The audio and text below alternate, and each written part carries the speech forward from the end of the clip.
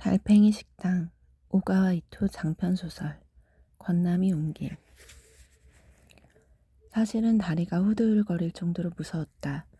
하지만 그런 네오콘의 말을 한 귀로 듣고 한 귀로 흘리는 척하며 육수 만드는 작업에 전념했다. 하마 고기 스튜 얘기는 어릴 때부터 귀에 딱지가 생기도록 들었다. 소고기보다 씹는 맛도 좋고 아무튼 끝내줬다고 나를 볼 때마다 자랑했다. 어쨌든 중요한 건 무심해지는 것. 제일 싫어하는 네오콘을 위한 요리를 만드는 것은 고통스러운 작업이지만 그 사실을 되도록 떠올리지 않으려고 했었다. 싫어하는 감정은 반드시 맛에 반영되니까. 마음도 머리도 비우기로 했다. 초조해하거나 슬픈 마음으로 만든 요리는 꼭 맛과 모양이 나타난단다. 음식을 만들 때는 항상 좋은 생각만 하면서 밝고 평안한 마음으로 부엌에 서야 해. 할머니가 곧잘 해주시던 말씀이다. 나는 재차 심호흡을 하고 마음을 안정시켰다. 타이밍을 재서 다시마를 꺼내고 잠시 기다렸다가 방금 깎은 가다롱어 포를 듬뿍 넣는다. 가다롱어 향이 화학하고 올라올 때 불을 끄고 채로 건져낸다. 거기까지는 평소대로 순조로웠다. 마지막으로 소금으로 간만 맞추면 완벽하다. 그런데 그 단계에 이르자 내 혀가 맛을 제대로 보지 못한다는 사실을 깨달았다. 음식을 많이 먹은 데다 술을 마셔서 취한 탓일지도 모른다. 평소에는 한 번에 이거다 하고 간을 아는데 도저히 베스트가 어느 정도인지 감이 잡히질 않았다. 소금을 계속 넣어도 짜지 않은 것 같기도 하고 그러면서 이미 충분히 짠 것 같기도 했다. 그야말로 짙은 안개에 덮인 산속을 손으로 더듬어 헤매는 기분이었다. 바로 눈앞에서 네오콘이 다리를 덜덜 떨며 기다리고 있다. 더 이상 허둥대면 또 얕볼지도 모른다. 나는 내 혀를 믿고 마지막으로 한 번 더 소금을 집어넣은 후 맛을 결정했다. 밥솥에서 푼 밥을 미리 데워 놓은 덮밥 그릇에 담고 막 끓인 육수를 부어서 완성했다. 도마에 다진 파가 조금 남아있어서 그것도 모아서 뿌렸다. 그걸 양손으로 들고 가서 네오콘 앞에 내려놓고 젓가락도 나란히 놓았다. 드세요 하는 얼굴로 네오콘의 눈을 응시했다. 취했는지 평소보다 대담해졌다. 만약 달팽이 식당이었다면 여기서 주방에 들어가는 척하고 손거울 너머로 상대의 모습을 훔쳐볼 수 있지만 아무로에서는 그럴 수 없다. 도망칠 곳이 없다는 심정으로 나는 그대로 카운터 한가운데 서 있을 수밖에 없었다.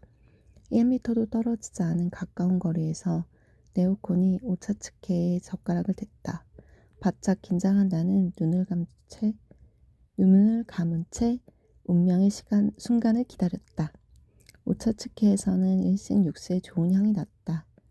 네오콘이 오차츠케를 먹는 소리만이 아무르에 울렸다. 사람이 평생 긴장하는 시간을 한순간으로 웅축해 맛보고 있는 듯한 기분이었다. 이윽고 먹는 소리가 그치고 덮밥 그릇에 젓가락을 나란히 내려놓는 소리가 울렸다. 내 가슴은 극도의 긴장으로 정신없이 떨렸다. 그러나 천천히 씨앗 속에 나타난 것은 마치 뜨거운 물로 씻은 듯이 깨끗하게 비워진 그릇의 모습이었다. 맛있었다. 고맙다. 조심조심 네오콘의 얼굴을 들여다보자 네오콘은 어째서인지 두 눈이 빨갛게 돼 눈물을 글썽이고 있었다. 시시한 농담이나 아무도 웃을 수 없는 차별 발언을 하는 일에 있어도 절대 빈말은 하지 않는 네오콘이었다. 이름을 붙일 수 없는 몇 가지 감정이 가슴 속에서 북받쳐 올렸다. 나는 황급히 화장실로 달려갔다. 네오콘 앞에서 눈물을 보일 수 없었다. 앞치마 끝으로 눈물을 닦고 간신히 마음을 추스른 후 화장실에서 나왔더니 네오콘은 이미 가고 없었다. 덮밥 그릇 밑에는 회비 1만엔 외에 1만엔짜리가 지폐가 또 한 장 놓여 있었다. 잘못 두고 간 것이 아닌 것은 분명했다. 부채살처럼 나란히 겹쳐놓았으니까. 밖으로 나가보니 달빛에 비쳐 아슬한 푸른빛으로 물든 눈길이 발자국이 조그맣게 같은 간격으로 이어졌다. 아무로의 혼자 남은 엄마만 콜록콜록 기침을 했다. 나는 엄마의 어깨에 살며시 모피 코트를 덮어주었다. 엄마 향수 냄새가 희미하게 풍겼다. 그렇게 이 냄새가 오늘은 그리 싫지 않다. 깊은 잠에 빠진 엄마의 얼굴이 조금 까칠했다. 그렇게 생각해서인지 안색도 별로 좋지 않았다. 여러 가지 일들이 아주 많았던 하루였다. 고맙다. 내가 아무르를 나오려고 할 때 엄마가 홍아랑할 잠꼬대 같은 목소리로 중얼거렸다. 누구에게 하는 말인지 정확하진 않았지만 그 목소리는 내 어깨에도 얇고 부드러운 베일에 살짝 걸쳐주었다. 오늘 밤 두 번째 듣는 고맙다는 말. 정말로 동장군이 가까이 온 것 같다. 바깥의 눈은 진눈깨비로 바뀌었다. 질투에 미친 마녀 같은 바람이 마구 휘몰아쳤다. 마치 얼굴에 고춧가루가 박힌 것처럼 찌릿찌릿 아팠다. 내가 토한 입김은 세찬 바람을 타고 맹렬한 속도로 네오콘의 등을 스쳐가듯 바람에 날려서 아득히 멀리로 흘러갔다. 이대로 조금씩 얼음이 녹고 봄이 오면 예쁜 꽃이 필지도 모른다. 꽃이 피면 달콤한 향이 주위에 가득 차고 모두 미소 짓는 날이 어쩌면 그리 머지 않은 미래에 다가올지도 모른다.